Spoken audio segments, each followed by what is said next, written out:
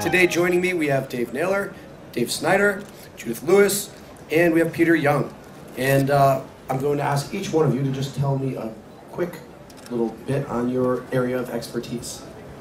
Judith, start. My area of expertise, just SEO, large site, you know, shit. Excellent. Okay. Dave Snider. I run a company or an incubator called Steelcast. We build out scalable labor solutions for content link building. I exploit people around the globe. Oh wait, what? Yeah, I was like, you mean as a hobby, or Yeah, like yeah. I also exploit people around the globe? Yep, also, yes, spare time. That's cool. That's how it's done, Judith, you see. Mr. Naylor, go ahead. Really? No. Hi, I'm Dave Naylor. I guess realistically my discipline is technical SEO. I run a small agency in Yorkshire that has got content team, on-page SEO, link builders, blah, blah, blah, blah, blah. Peter? My name is Peter Young. I head up the regional SEO business for Mediacom and effectively do, I guess, exactly the same thing as Dave, just for Mediacom.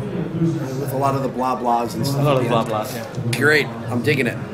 Okay, so I'm going to ask our panel, where do we start with this one? Because we're talking about Panda, and we're talking about something like, I heard in the last session, 500 and some odd updates in Google last year. You know, since the last time we met and talked, that would be around something like 200 updates. Where to begin? What are the big changes?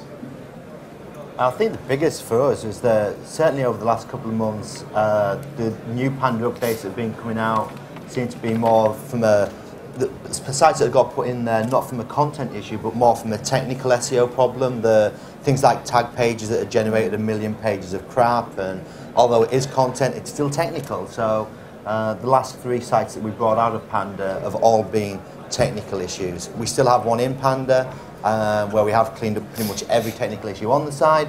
We think the problem with that is that they have a news section and it's thin. You know what I mean? It's like if, I don't know, iGaming merge with another company and it goes out on the wire and everyone like blogs about it. They basically take it, summarize it, push it out, and it's just too thin. So I think that's one of the big things that I would make sure that you want to take away from here is that even if you think that you're doing the right thing by using like fresh content and news content, bringing it into your website, don't just regurgitate it. Don't just kind of like, I don't know, put it through a mixer and spit it back out. You know what I mean? They're getting really clever at looking at what that content is. Are you the original source, or are you just taking a piece of copy and then going, I'll just rewrite that quickly, push it back out 5 minutes later, I'm done and dusted. A little bit of research, bringing 4 or 5 articles from different points of view, merging that into one document, and I think I'm hoping that's going to be a solution, because like I say, I've still got one in Panda, so. I think the one thing that with Panda people get confused is, especially outside of like the SEO community, is that there's been other algo changes beyond just Panda, and everybody just keeps lumping stuff together, right? Especially in places outside of gaming. So probably the thing that hit everybody the hardest in the U.S. last year was the geo update that happened, right? And then from there, you had several other ones. But with Panda, one of the biggest things I think everybody's kind of missed is the fact that the link graph was really changed by the update, right? And so everybody's kind of been focusing on, oh, my site, my content, but what everybody has to realize is we're all out there spamming and sending out shitty content to like review me type of sites. All of a sudden, that's the exact type of content that got hit by the Panda update. The link graph was really changed by that. And now you have more updates that are happening that are going to hit the link graph. Again, I was telling Dave that the ad update that just happened, like when you look at the backlink portfolio of most gaming sites, you guys are buying links on these sites that have banner ads everywhere. Those things are going to get hit heavy. And so when these updates roll out, just don't focus on your site. Think about what you're doing off-site as well. And does what you're working on off-site match up with, you know, the worries you have about your on-site property as well? Because I mean, you know, it's happening to the whole of the web, not just your little house. We talked about this a little bit yesterday, but I mean, so now I've gone and I've linked to all these sites and I've got these great links from everywhere. And all of a sudden you're saying, oh gosh, maybe you don't want these links for these particular sites. It's not going to be as, you know, as valuable as it was. What do we do? How do you work on it retrospectively? I know going forward you're going to be more careful. What do we do retrospectively? Yeah, I mean, you don't go start taking stuff down. That's a pretty big signal. All of a sudden, you start taking links down. Hey, I just lost $1 million. I'm going to be golden. Yeah, you just start working on what works now. I mean, and more so, you need to start thinking about where's search going, where's Google going, where's everything moving. Because if you're just focused on what just happened, you're always going to be one step behind people like Dave, who's always kind of one step ahead. Because he's got kind of a retard intelligence that nobody understands about seeing the future. So I think it's kind of naive if you're sticking to the one single profile as well. Anyway, I mean, if you're relying purely on those bought links, you're kind of looking for trouble anyway. So I think it doesn't help you retrospectively. But I mean, I've always had this issue with like bought links is the fact that you have to do it in our industry. Yeah. There's no way of getting away from that. You have to buy links. It's end of the story. But what does happen is that what you need to have like a long-term strategy of that. You can't just keep on buying links. If you buy £100,000 worth of links year one, you've still got to renew those buggers in year two, and you've still got to keep growing your link base. So now you've got $200,000 worth of links. Comes into year three, you've still got to renew those $200,000 worth of links, and you've got to put another 100,000 in there. And before long, year five, you're either hoping that you're making an absolute gazillion out of your website, or you're thinking about turning it all in because the money going out on links is taking away all the profit. You need a strategy that, realistically, it's all about your brand. And what you need to do is make sure that what's happening is that the links that you are buying are putting your website into a position where journos and bloggers will see this and they will pick up on it, and you start picking up free equity, you start picking up brand equity. Some of the stuff we've told our clients in the past is just do mail outs, you know what I mean? Just to humans indoors and say, hey, we're offering $1,000 free on superduperbingo.com. I hope that's not a real domain name. Or superduperdavesbingo.com. Must be one of yours. And say, to find us, just search Google first, superduperdavesbingo.com.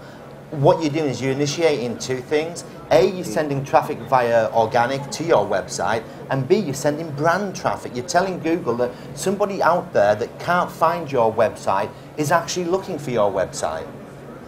Does that make sense?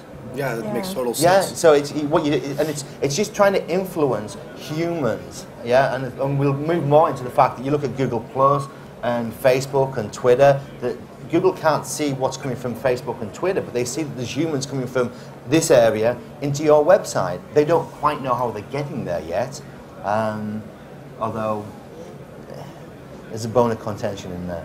I think diversification, really. It's hard work, and I hate it, and I loathe that you have to do it, but it's diversification. You can't rely on just a bot link network. You can't rely on just trying to hope that people will find your site if you build a lot of links to it. You absolutely have to build brand. You actually have to think about the human beings that are out there looking for this stuff. There are really successful affiliates, but they are hitting the pavement. They are going to the tournaments. They are reporting live with unique content from the tournaments. They're building links naturally as well as buying them in. So you can't pick one of the strategies that we're talking about and think, I'm going to focus on that, I'm just going to buy £100,000 worth of links or whatever. You have to be looking at a holistic view of your site. You don't get muddled up in focusing on one thing, just Panda. Yeah, I mean, I think the reality is, and whether you want to argue or not, that links, the way they've always work today or not, I mean, it's something you can go back and forth on. The reality is that over the next several years, the Wild West of online search is dead, right? And it's going to become more of a traditional standpoint of where things work, like press releases, media that people want to react to and link to. Facebook, I mean, if they don't launch some type of search engine within their platform, they're stupid, where they're using Open Graph to link it all together. And so the affiliates, in my opinion, I've said this several times at different conferences, have an advantage on the operators in a way, because you can be more nimble. You can create crazy shit like videos of midgets and donkeys and whatever you want to do, right? That you can get it. I mean, well, Bodog's a great example, right? Because they've always done the prop bet stuff and the out of bounds things, and they've gotten major press for it. And that stuff has spurned their link building, and they've been able to do it from a traditional media sense. And people that can get to that standpoint and stop thinking like, hey, this is 1998 and there's this new thing called Google that's out, and start thinking that it's 2012 and we need to start acting more like a marketing team and less like a cowboy, you're going to win over the long term, right? And that's where affiliates, I think, need to be. If it's your cash in the game, you need to be thinking about the investment long term. We started out by saying it's been a few months since we did one of these panels before. What's changed, and this is what's changed. We've been talking about now you're going to need really good content, real content, stuff that people want to read, not just stuff that you're generating with a robot or stuff that you're getting, rewriting and cutting and pasting and knocking stuff out of it. And then everyone started to say, well, it's brand. Google's going to look at brand now. This is going to be important. But now it seems like we've come to kind of full term. I've got to have real content. I've got to have a real brand. It sounds like real work. And stop thinking about content in terms of copy. It's not copy, right? Like I pay a kid for my Hua site $200 a month to create these amazing cartoons for me, right? Like images, pictures, taking the memes that hit out there and just redoing pictures with fonts on them, videos. I mean, content is a lot richer than just copy today, and people lose that fact. And it's so much easier to also build links from content that isn't copy. To be able to go out to somebody with an amazing video and be like, will you post this? You're going to get a lot more responses to that than, hey, will you link back to my shitty blackjack site? I mean, it's like the big thing is everyone saw the Unruly Media and Google fallout. I take it the Google had to penalize Google Chrome because they were basically sending out videos of some chef, I think it was, and they were paying bloggers to post these things on a CPA deal. And one blogger linked to them with the anchor text, download Chrome. And they weren't paying for that, but Google still felt that they had to be almighty, and I think it's probably more to do with privacy and the government looking into them that they actually did it. But they penalised themselves because they said, we've actually bought a link here. And to me, it's like, if you buy one link, you run the risk of having your whole world burnt down. That's bullshit. I mean, that's a total crock of shit. That shouldn't and never will happen. But on the train down here, I get an email from Unruly Media saying that if you want to keep on participating with Unruly Media, you must make sure that all posts are made as sponsored posts. We want no links in them. We want blah, blah, blah. They've never, ever asked me to put a link in anything. Yet one outreach blogger thought, you know what? I'm going to link to this platform as well, because that's what bloggers do. You know what I mean? You give them a piece of video about your product, they link to you as well. If you're paying for the video placement, you're not paying for the link. It's a grey area, and I don't think that Google should ever come down on people for doing that. But again, they did. And links aren't everything these days. I mean, are you going to show the Joomla thing? Did you have a slide prepared? No, but you can just go straight onto the internet and do a live demo. Do you want to do that in your next session? Yeah, which is when you're going to be kind of up here showing 27 websites, backlinks right? beats 385,000 backlinks, authoritative domain. Yay! What are you doing, Google? Oh, it's Geo. So, do we have questions from the audience? I don't want to hog all the question time myself. I know there's a lot of questions. Pete's been quiet. He should speak for a bit. It's the more people that are in the room, the less questions we get. It's like more social pressure not to ask. Now, you probably don't know this. If you've done this before, yeah. Judith hooks us up. So she gets treats. So she has the theory that everyone in the room is kind of like her puppy. And if she throws a chocolate at you, you're going to bark. So if you raise your hand, you get a chocolate heart. A bag. And just a bag of chocolate hearts, just in time for Valentine's Day. Questions? Any takers? Yeah, we're gonna. They're nice chocolate. We're gonna have to start giving money. Yeah. All right. Oh, there you go. Don't worry, I have lots of questions. I just want you guys to get Question. involved. How do I get chocolates out of Judith? Oh, I just got them. Thank you. I have to ask something? Yeah. Okay, Yeah, you do. That's the deal. That's how it works. I thought it was clear. so you saw it will be much more work now. Okay, so we had pokerportal.sk, the domain, and the legislative changes are also in our country, so we need to move to another domain. So we now have pokerportal.sc, which is Seychelles, and we had to move also our hosting and company. So our hosting now is in the UK. Do you think this is not good solution? Is it better to have also hosting and domain in the same country, or? It depends. Do you only want to have any sales in the Seychelles? No. We are our aim and target is to have some Slovakian or Czech Republic players, but we are unable to have a Slovakian domain because of law now. So, what do you think will be the best solutions for us? Is it okay to have, we are forced to have domain abroad, so we have just Seychelles because SC is quite similar to SK.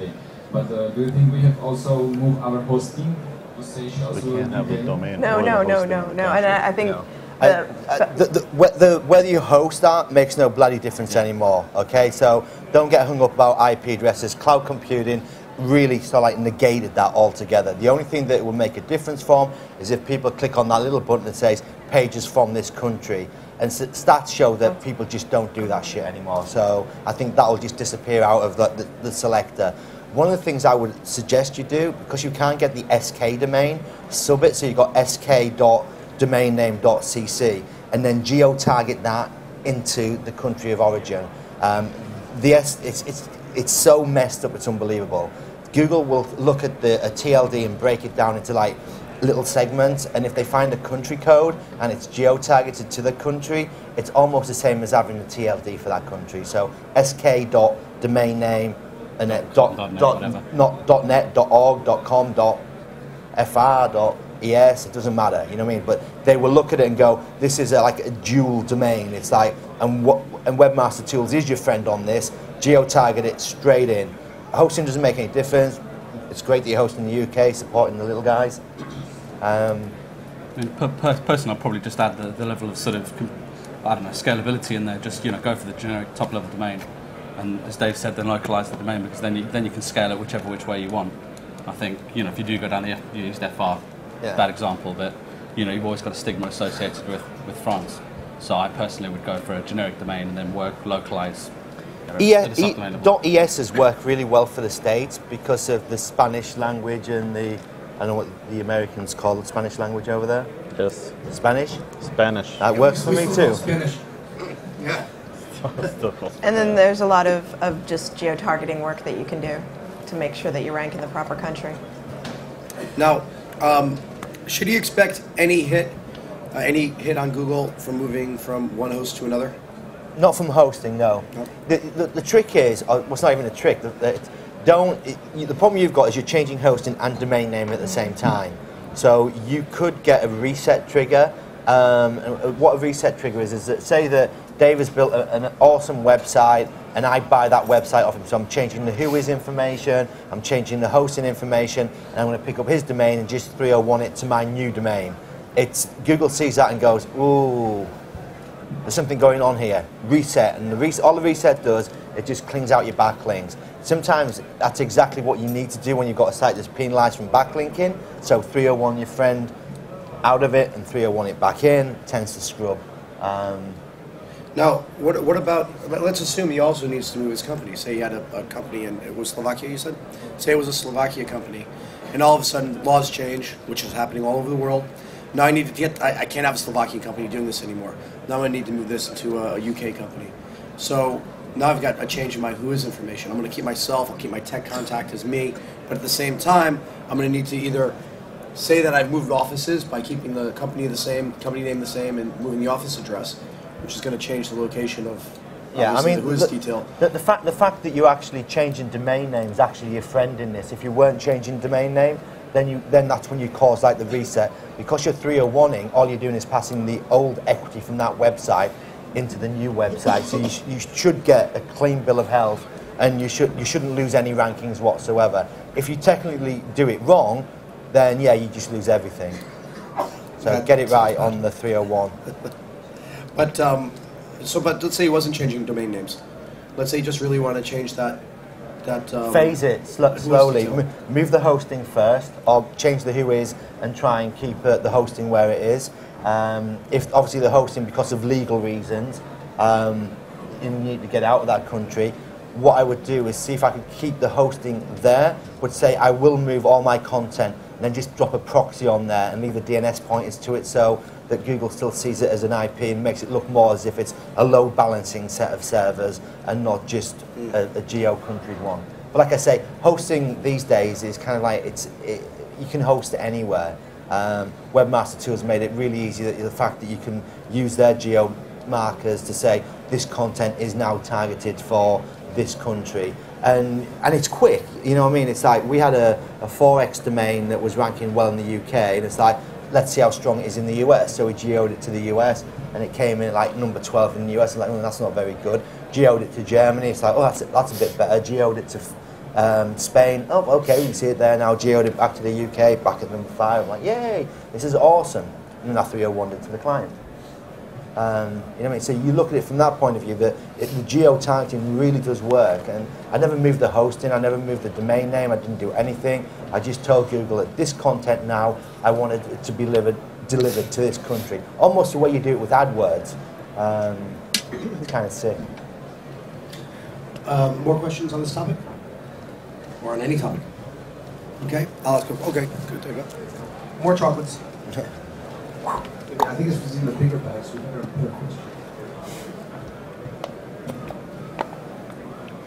Dave, I'd like to know how you got your 3 sites unpaid. You said they were all technical solutions? Yeah.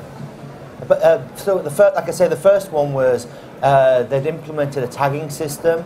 They had about 180,000 pages of content. When you did a site colon for the domain name, they had 1.8 million pages indexed near enough.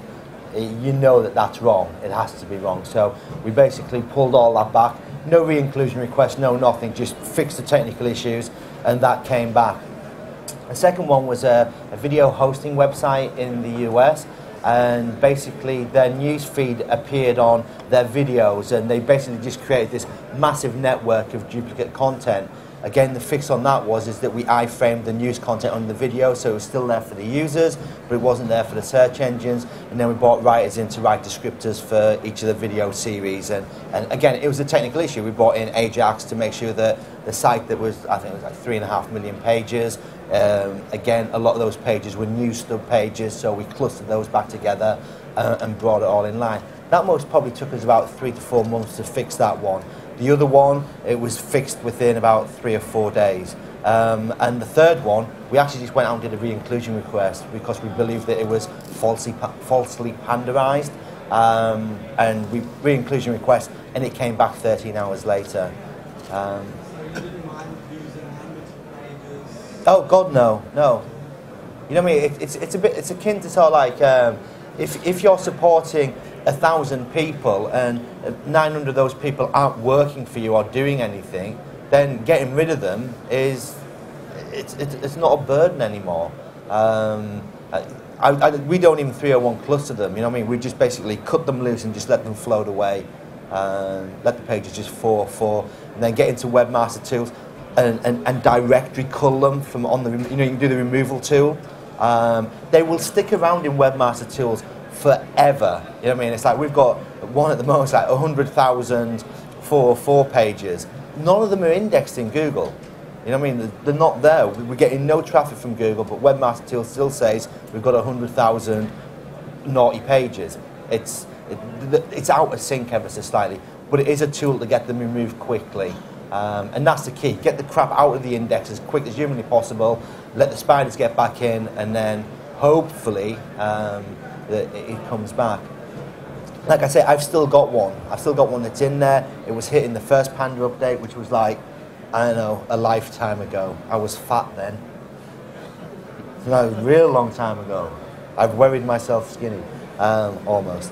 But it is, you know what I mean? And to us, we have taken every measure that we can think of, and we've really pulled it down. This one was in the mobile industry, so it had a lot of content that, you know, Apple iPhone 4S, there's the specifications. Well, fuck it, I don't want that shit on there, you know what I mean? It's like that's no good to me as a search marketer because it's out there everywhere. So we culled all of that section. Then we had like deals pages that you look at, like comparing two phones together. That content again was just crap. So we culled all of that, and we just keep pulling it back. And now we think that the last part of the jigsaw for that website is the new stuff where we're regurgitating content that is just not really fit for purpose. You know what I mean? Orange offer new deal on this mobile phone. That's bullshit. I don't want to know that. I don't want to see that on the site ever. But it is there, you know what I mean? It's like, and people kind of think that, as Dave said, don't think content as being just words. It's not, you know what I mean? It's like infographics can be your friend. They can also be your worst enemy. Having good write-ups with video, good pictures of imagery, it's your friend as well. It's hard in this industry, especially in the casino stuff, because there's not much news going on apart from obviously when the US government says no US trading. That's kind of fun, because then you can play the witch hunt and find out which companies are still taking US people and out them and pick up links from mainstream media and all of that. Then 301, the outing site, and or if someone loses their gaming license. But again, it's what happens. You lose your gaming license, the mainstream cover it, and a lot of the affiliates just kind of like almost snippetize it and go, oh dear me, XYZ lost their gaming license. You know what I mean? It needs to be a bit more than that. But Panda's not that hard to get out of, So he says. You mentioned doing some iframes, some Ajax and Javascript. So now that Google can read this stuff, what are we going to do with, how do we respond to Ajax being now read by Google? Just put it in a robots.txt file. Okay. I'll put it on like a subdomain, js.myaffiliatewebsite.com, and then just block the root on the js.myaffiliate website. You know what I mean? It's like Google will only render the JS if you allow it. I don't want to say cloak it, but you could. I think it's just going back to old school search engine management. Yeah. You know, make sure you got URLs that are consistent. Make sure that you manage the search engines and tell them where to go and tell them where not to go. I think if you keep it simple, you stand a good chance of getting out of it. And what else are we going to do to kind of make a site not look like an affiliate site? What else are we going to do to mask those sites? Don't put banners at the top of the page. Make sure the content's high up. And you can't even do this in CSS anymore. You know what I mean? That was always a thing for like the last 5 years. I've always preached, use CSS to sort of like move elements around on the page. That, you know what I mean? They've got enough tech now that they can basically do a screen capture. You look at the way that they render stuff on the rich snippets, you mouse over, you actually see the page layout. Don't think for 1 second they're not using that data. So pushing your content to the top by using CSS, and then making your ads at the very bottom of the page pop up at the top of the page, they see this shit, you know what I mean? They're seeing it via Chrome, which is a headless browser, I guess. Yeah, I mean, I think one good tip, and I thought about it this week, was if you're an affiliate, look at what they're telling their AdSense publishers to do, because one group of people that they don't want to see hit by some kind of ad change update is people running AdSense, right? So they're going to do everything they can to tell you how to stay with your rankings, because they don't want to lose their traffic, right? What they're trying to do is get rid of people that are running really non-AdSense traffic, because people that are running multiple banners. So kind of follow their recommendations for how you're going to run advertising on the site. And then from there, I mean, I think, again, the big thing is to trying to figure out how to create a brand that's niche, right? Something small and controllable if you're an affiliate.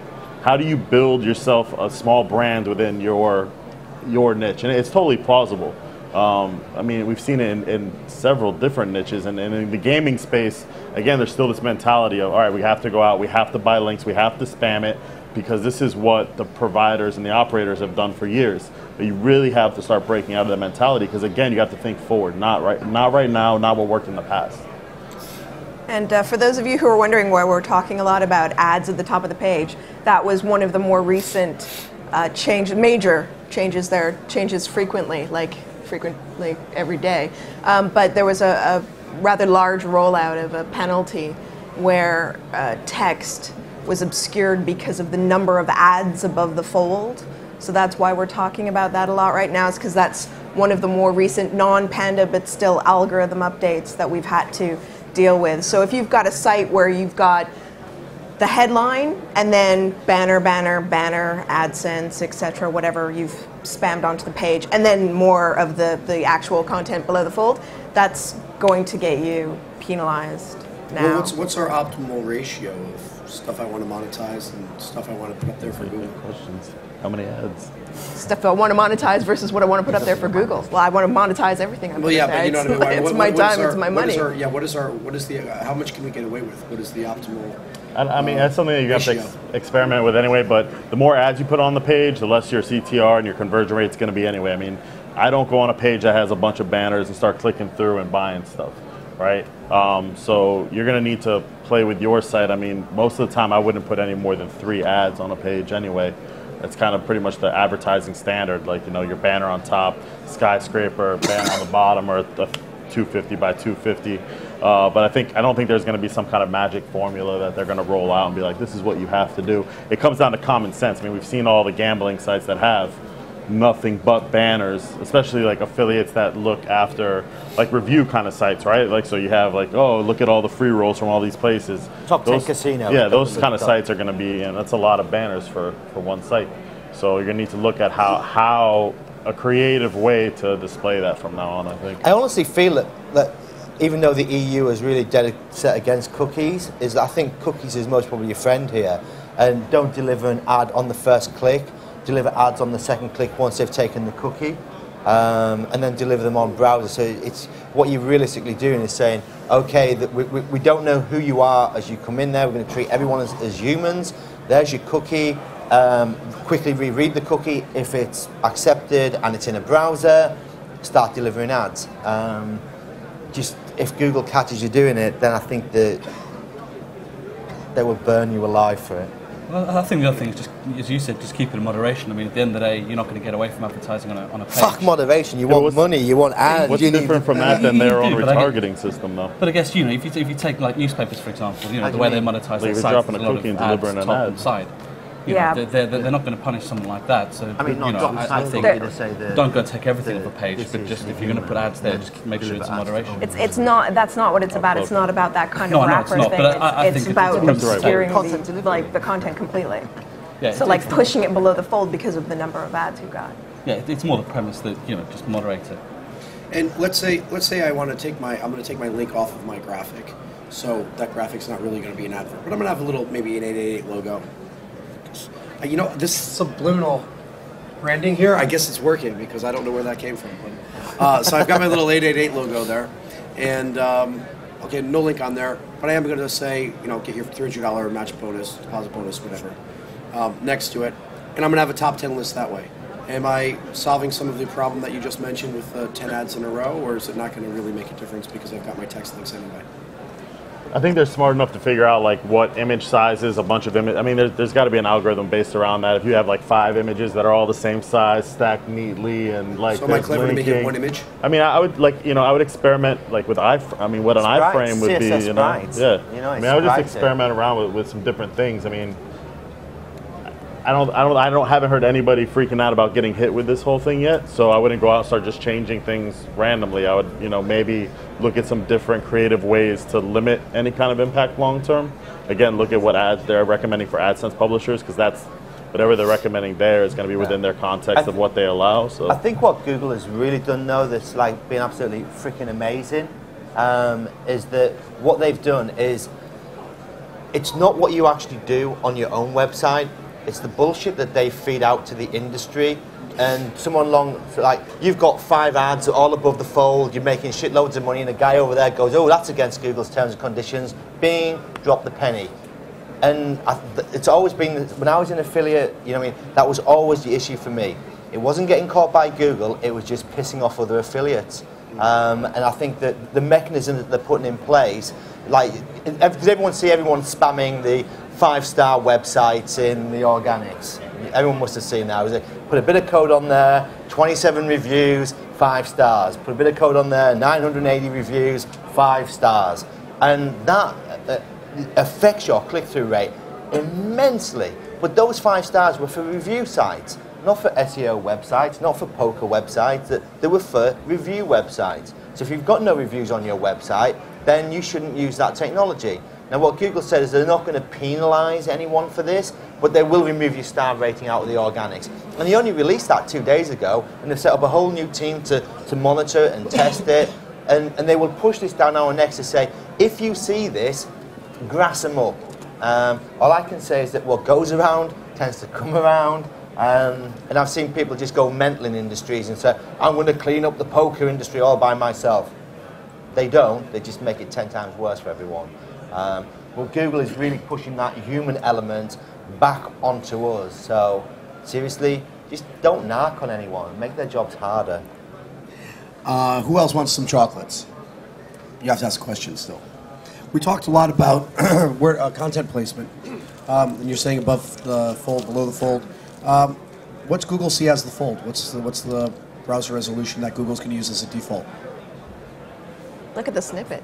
That's what I do. Look at the snippet? That's what I do. They've actually got a tool that you can put your URL in, and it draws a little crappy like graphs around it. Personally, I would go for 800 by 600 as the... Really? Yeah. Okay. I think the snippets might be 800 by 600 because they're not. No, they seem to be pretty zoomed in. Yeah, well, the snippet size of it, the problem with the snippet size of it is that they will take a screen render, so whatever you've got on your site, they'll render it and then they'll just squash it down. So don't get tied up from the snippet side of it, but seriously, use the I can't even remember what the URL is for the tool, or even what it was called. We won't screw you up if you're not in these little boxes too. Okay, so now we've got the chocolates out. Who's up? All right, somebody's hungry. You know, we should do the chocolate thing before lunch. Work way better. Should be tins of beer. If you get a 50-point penalty, looking at the time frame with that type of a penalty, after 6 months, I presume you can assume that it's a manual penalty. 12 months, definitely. Or could you have an automated penalty that'll maintain its penalty after 6 months on the assumption that you've cleaned everything up in that 6-month period? I mean, I think it's a pretty broad assumption that you have cleaned up everything, because I've seen us do penalty work where everybody's like, we've cleaned up everything we've done, and then you go back and you find one small area that they just haven't gotten done. You know, I mean, so you've done a re-inclusion request and you just can't get it. No re-inclusion yet. That's the next question. What would you consider before you do the re-inclusion? Because even if you change the who is quickly, even change hosting, Google's not that stupid, I suspect, and they pretty much pick up the a worst lot thing more that's about your going to network. happen if you don't get a re-inclusion, they're going to tell you no, you still have stuff to clean up, right? Yeah. But I mean, it may be worth the money to hire like a consultant like Dave to come in and just tell you, hey, yes, this will work, no, it won't, right? And then live with the honesty there and clean up whatever's still left. But it's not one of those things where you only get one shot and then it's dead, right? So you can do a re-inclusion, they'll come back and say, no, you know you have more work to do, they won't tell you what to do. So you got to still fly blind to figure it out. But I do think it's worth at least, all right, we're ready to do the re-inclusion, talk to somebody like Dave who has experience getting people out of these kind of situations, and then go forward from there. Their situation's quite unique. Did you actually, did you do something that makes you think? Oh, yes. We shouldn't really dig deep into this one. Just a yes, no. But yes, I mean, it is. It's a re-inclusion request once you're happy that the infringements that were out there have been all cleaned up, which I don't think they are yet. If you think they have, what sort of risks do you face with a re-inclusion? Have you ever done a re-inclusion? None whatsoever. Nothing. Okay, so it's like I may have told people in your industry, with the name of Punit or something like that, that it's human. Yeah. So what happens is that if you do a re-inclusion request, it falls into a Teams box. A human picks up that re-inclusion request, looks at what the infringement was marked on there. Let's hope that it wasn't like MC tag, because if it is, then there's only one person who actually can remove that, and that's MC himself. If it was an infringement that someone else put on there, someone lower down the food chain, it means that anyone can remove it. So someone like PFR or Casper, you know, they can remove infringements if it was for cloaking and there's no cloaking going on, if it was for link buying and the link buying's all stopped. So they can remove that sort of manual intervention or not. If they feel that, I don't want to do that, they'll just leave it and they'll send out an automated response. It doesn't mean that you can't wait 2 weeks, send it back another re-inclusion request and pick up another human that is kind of like, well, it looks like it's clean now. And it's gone. You can be persistent with re-inclusion. You can never be kind of like penalised for saying, I've cleaned it up, I've cleaned it up. And remember, each time you send in a re-inclusion request, you will get a human. You will get a different human 9 times out of 10. Just don't, if you keep getting the same one over and over again, it can be a bit annoying though. Seriously, Dave, stop sending these in. Not again, we already told you. Any other questions? Oh, great. One in the back. Wow. Here you go. There was a flurry of messages in webmaster tools, and a lot of webmasters seem to get it related to a warning from Google on link buying. But on the forums like Webmaster World and some of the SEO forums, there were a lot of guys who said they were getting this warning for sites that they've never even built a link for. People were getting this warning for sites that didn't have any backlinks. Sure, a lot of guys were getting it for sites that they were doing some serious link buying for. It's about 3 weeks ago. And there was a bit of a panic, and then there was a school of thought that also thought it was a bit of an erroneous message that went out in Google's part. Are you aware of this, and what's your opinion? I've not seen it on any of my stuff, personally. I did see the thread in Google Webmaster Forums, and I kind of like that sort of thing. 9 times out of 10, it's normally Google's testing something and they've just got it wrong.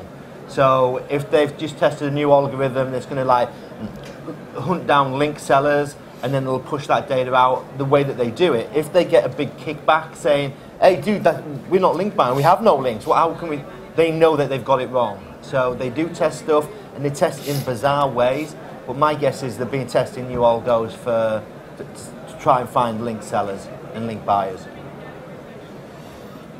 But the other thing is as well is that the problem with webmaster tools is that there's an issue with IP addresses. So if you've got an IP address that's got a .0, so if you were like, I don't know, Google's DNS 10.0.0.1, if that was your IP address, those zeros can get squished in, so you end up with like 10.0.1.0, and any site in that zero cluster that's just got missed out gets reported as being part of your domain, part of your network. So all of a sudden you see, I mean, I got it on my website because we actually made it do it by putting in the IP address that had a zero in there, and all of a sudden overnight I get an extra 23 million backlinks. I didn't see any improvement in that.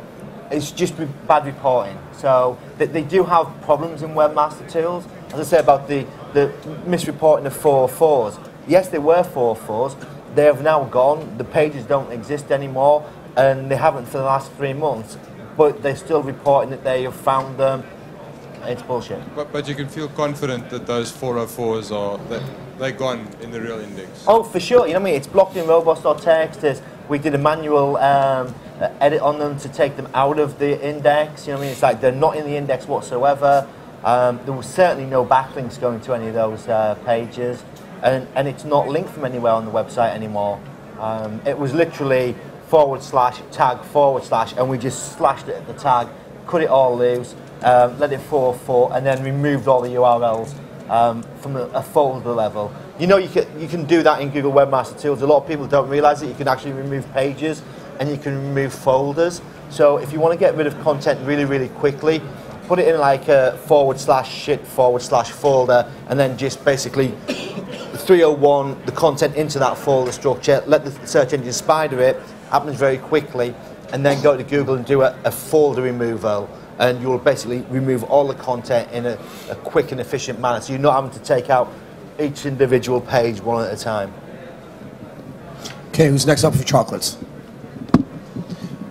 We haven't talked about social signals. I want to kind of get into that a little bit. We covered it somewhat in a few of the other sessions, but we didn't really delve deep. Judith, why don't you take the lead and put us onto the right track? How important are social signals, and how do we start to build up something that's lasting? I think social signals are big for both building a brand, and also if you look at the way that Google is reporting things like X+1 this, and pushing things into your social graph at the top of their search results, which is probably going to get them in trouble. But, you know, they're Google, they're giants. It's super important to be ensuring that your content is going out socially. First of all, for the brand thing. You want people coming through from a variety of different channels. Don't rely on bot links. Second of all, if you're in the search results and you've got social up there and it's got somebody's little face next to it, or your face, because you've managed to create a large network of people, even better. They're going to click through. It's a human factor. And do you think +1's the most important? No. I mean, +1's the only one they can tell is a social signal, right? Because they can get the traffic signals from the traffic coming into a site, but they don't know Facebook, Twitter, I mean, unless they're using data that they have access to via toolbars and analytics. But, I mean, when it comes down to it, the traffic piece right now is important. You got to remember, the Twitter feed they had, that pipeline's cut off. They don't have access to Facebook, right? It's what the whole uproar about the spy on my web or whatever they call it is. G-Spy-W. Right, is that they don't have access to that data.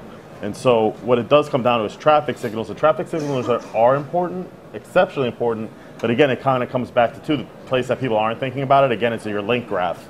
Like, are the places you are getting links from actually trafficked? And that's another thing we saw in the last year is link networks don't really work anymore the way they used to, because a lot of link networks aren't getting real traffic because they're not building content to get actual searchers or traffic.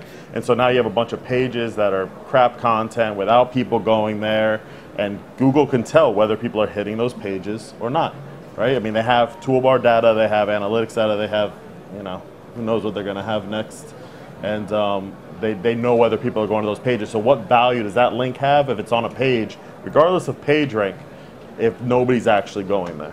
And so where it's going to go with social signals in the future, who knows? But one thing I will say is I've always been a big proponent of social. It's been a big part of my business model and past consultancies I've done. And I can say now social promotion from an organic standpoint is almost futile. There's no real reason to do it. Go out and figure out how to use social advertising. Build good content and then use Facebook ads, stumble upon advertising, Reddit advertising, Twitter's self-serve will come out soon, but even without their self-serve, they say they take a 5K minimum. That's bullshit. They'll take whatever money they can get right now because they're not profitable. So just go out and start doing social advertising with good content, and you'll be able to replicate amazing traffic sources on the cheap, which will lead to links, which will lead to everything that people used to do via spamming dig back in the day. Except now you have control and it's above board. There's no kind of repercussions from it. Yeah, to me it's like the way that I see social signals, and I'm going to go slightly out on a limb. I think that Google will make a major power play, and that even if you're signed in or not signed in, I think that the graphing us now, they're doing exactly what Facebook does. They're following everybody and profiling us all. So even if you don't have a Google Plus account, they will create one for you. You just won't know that they've done this. Same way that Facebook does, you know what I mean? Well, you will know, because now with the privacy change, right, they can take your data from Gmail. Everybody has a Gmail account, take your followers, and then say, hey, these guys are connected here. This guy has a Google Plus account. I mean, the privacy policy change that's happened in the last 2 weeks is insane, because we've all seen our ads match our mail and gotten spooked out, but now your search results are going to match what's in your mail, right? I think that's a big step. We'll take Android into account as well, because that at some point is going to get built into it. So, sorry, I didn't hear that. Can you say that again, Peter? Just saying, you know, so that I think it gets a little bit more scary when you consider, you know, you've got Gmail, you've got YouTube and all your profiling there, but at some point, well, even now I think Android's included in it. So you've got all that personal data that's getting molded into. And the YouTube piece is important to remember, because everybody just keeps saying Google's only playing socials, Google Plus, right? It's bullshit. They own YouTube. Yeah. It's a huge social player. And so I think they do like 60 minutes of video every second or something and uploading. I mean, the user base there is insane. It's the second largest search engine in the world, and you have that entire graph again being able to be switched by the privacy policy change to that data being ported into your search results now. Because they can do anything, cross-platform, anything Google owns that has that privacy policy, they can use that data anywhere they want to. The big failing for it, though, in my opinion, is that they were going to get a free pass on Google Analytics with the cookies in the EU cookie law legislation that's coming up. Well, it's actually, it's coming up for enforcement in about 2 months' time. This new privacy policy totally shits all over that, because what they're saying now is that we'll deliver one cookie, but we're going to follow you across everything. That's exactly what the EU cookie legislation is all about. That's what people get RICO acts done for them in the US for. I mean, people go to jail for doing that, and now they're trying to do it on legit by privacy policy. Yeah, but like Peter said, it's like I've got an Android tablet because I felt that if I'm going to be a search marketer and I'm going to be in this space, I need to see what they're doing. It scares me. It really does. The results that I get on my tablet are different to what I get on my desktop. And I'm a Chrome user, so you kind of feel that they will be the same. They are not. It's just that my tablet is much more friend orientated and social orientated than my desktop PC where I work from. So my tablet doesn't get all the gaming and Forex and Viagra and porn and... Wait a minute. I don't do it. I don't work in the porn industry. Why do I get porn ads? I don't know. So all that crap that actually comes through on there, but I can trace it back. I can almost thread a needle through it and go, okay, so which SEO is working with which clients, because they've all +1 their clients at some time. They've always +1 a piece of content for a client somewhere, whether it's like on their domain or secondary to their domain. Why is this coming in? And it scares me, the fact that I've never done any of that shit. I've never +1 any of my clients. I've never promoted anything like that. I've never Facebook liked any of my stuff. And now I'm seeing almost it's like, oh, so Pete's working with this client. Oh, Schneider's working with these guys. That's awesome. It's also scary, the fact that I shouldn't be able to see that stuff.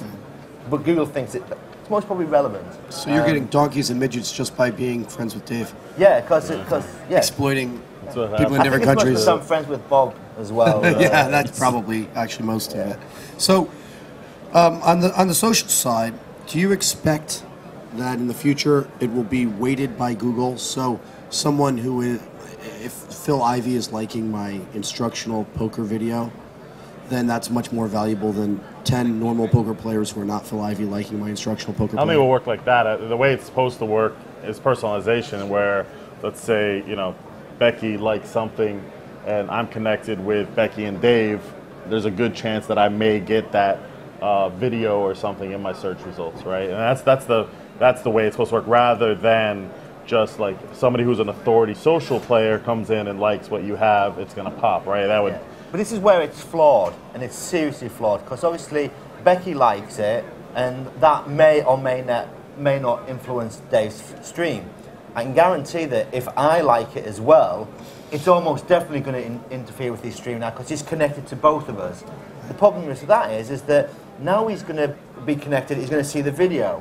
If he thinks it's funny, he's going to +1 it. So now all of a sudden there's 3 of us in the same circle. Now the 3 of us that are connected to anybody else in our little circle of friends will get infected by that. So they will +1 it. And it spirals out of control, where when you've got big players that have got 60 or 70,000 friends in these spaces, that as long as you can connect your friends by sharing circles, whoever came up with that crazy idea? Or think about this, put a video on a page, JavaScript on click for the +1. Everybody's logged into their Google account. I just drive by a bunch of random network traffic and throw it at a page.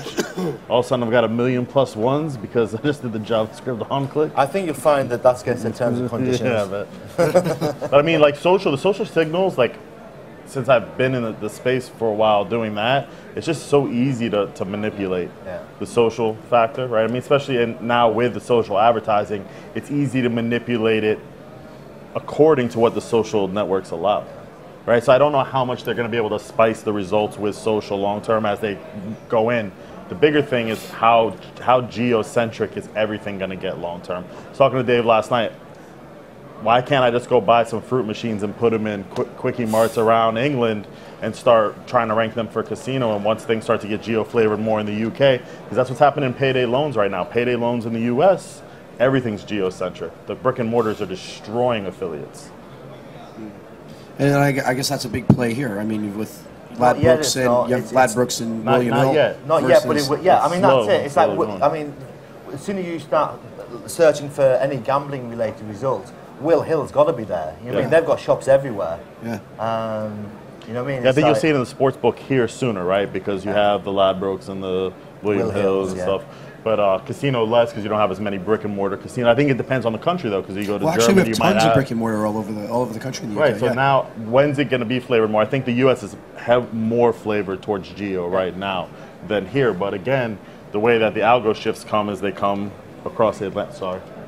Yeah, I mean, it's like, and then they move across Europe, right? Right. And so it's something to keep your eye on. I mean, again, as an affiliate, like how can I manipulate this, or how can I use this towards my advantage against the operators? I mean, if you had 10 poker machines in 10 bars and hotels in the London area, you know damn well that if that geo is in, when someone searches for online poker and you get a map with your 10 results, in that map taking you to the hotel listings, but the domain name is your affiliate domain name, your quid's in. Look at the dating sector. That's exactly what the affiliates are doing in that space. They're taking localized results and going dating in leads, click. It's like, hang on a minute, that's not a dating in leads site, that's actually just eHarmony or, you know what I mean? So it's just, you can become creative with this. Like Dave said, it's like, it's big in the US. It's not really hit us so much yet. People see a lot of localized results, but they don't see them for the generics. The thing that, it's like, this really kind of like made me wobble a little bit at the office the other day when I was typing away. I just went, holy shit, I've just thought of something. And everyone in the office went, what? I said, local listings. It's kind of crazy, isn't it? Because they're all local listings. We fill in all our details. We tell them the opening times and all the rest of it. What if I was sat at my desk and I typed in florists?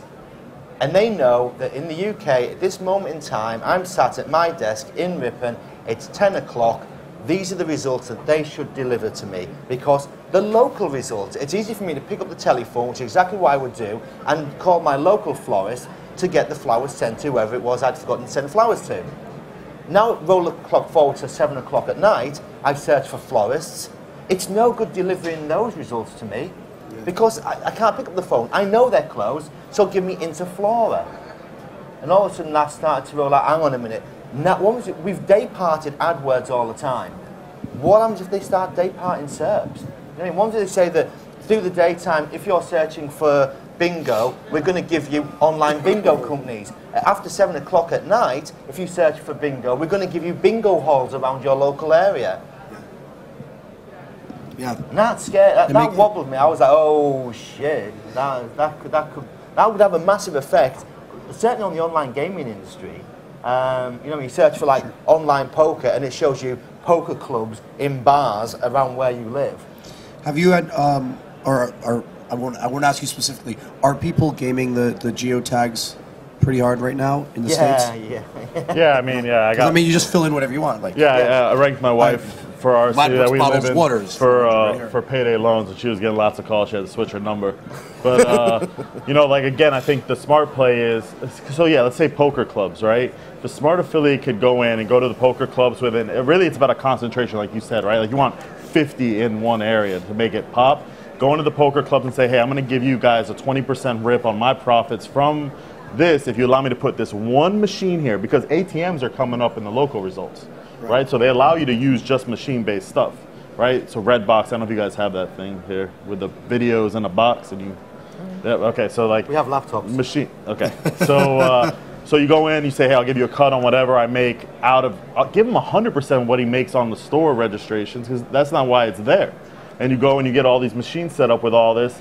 It's not even about the amount of possibilities with local. I mean, that's great, but those local signals are going to shoot back into your standard organic, and that's what people are looking at. Because, you know, going out and getting the phone numbers and doing all this and that, I mean, that's where it becomes difficult. But this is, you know, that's so easy. I mean, we work in many industries. One of the ones that we work in is car sales.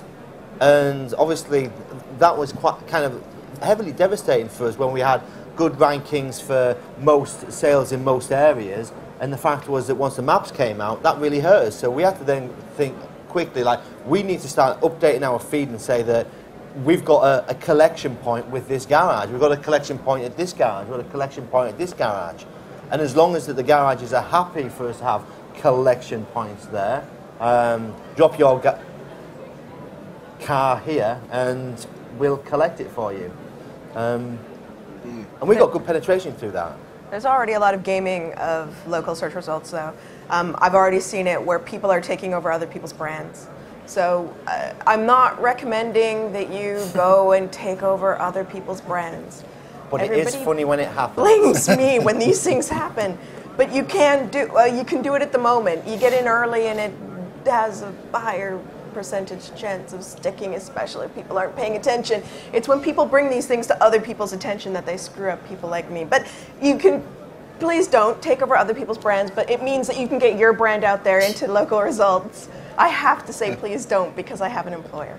You can, if you're smart and you do it well and you do it properly and you do it in a sophisticated way, you'll own local results and you'll get that traffic flowing through. But you know, it's your money, it's your risk. So we're coming up to the end of the session. So you know, mine is build